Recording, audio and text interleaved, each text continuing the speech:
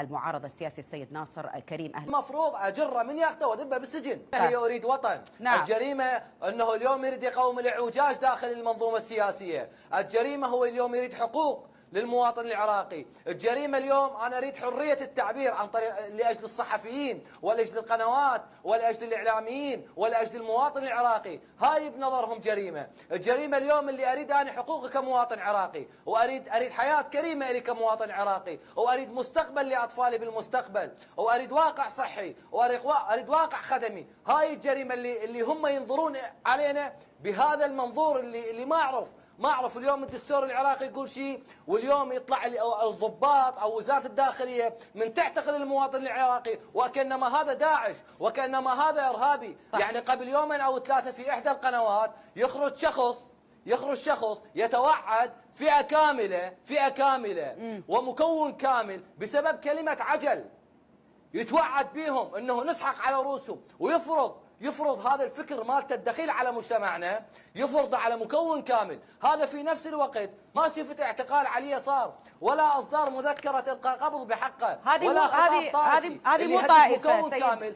واني اضم صوتي لصوتك. احنا اذا تلاحظون حتى لقاءاته السابقه المسمومه بالطائفيه على مكونات كامله وعلى على على على جزء من الشعب محتجين في العراق، يعني هو مو فقط يعني الغربيه ما سلموا منه، ما هو حتى ابناء الوسط والجنوب ما سلموا منه. في نفس الوقت احنا نطالب وزاره الداخليه انه اليوم تشوفون حل. هذا الخطاب المفروض اجره من يخته وادبه بالسجن. هذا الخطاب يؤدي الى الكراهيه، ونحن نشيع الشهداء المتظاهرين، وهنالك ضباط من وزاره الداخليه وجنود من وزاره الداخليه يطالبون بتعويض لان انكسرت جامه مال السياره. المتهم بريء حتى تثبت ادانته. نعم. من يطلع اليوم كشف على متظاهر معين او على اي شخص عليه دعوه، يتم القاء القبض عليه وفق شروط قانونيه. ما معقوله في كل دول العالم يتم رمي قنابل مسيل الدموع على بيت فيه أطفال ونساء حتى يتم اعتقال هذا المتظاهر البسيط اللي طالب بأبسط حقوقه.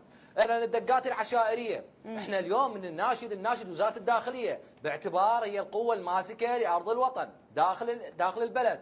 الدقات العشائرية إلى الآن يعني صار 22 سنة، قبل أسبوعين صارت دقات عشائرية في ميسان وراح ضحيتها عشرات المواطنين العراقيين. هسه بغض النظر منو كان المسبب، لكن اليوم وزارة الداخلية ما جاي تفرض قوتها، ما جاي تفرض إرادتها، ما جاي تفرض اليوم كلمتها على الجماعات المنفلتة.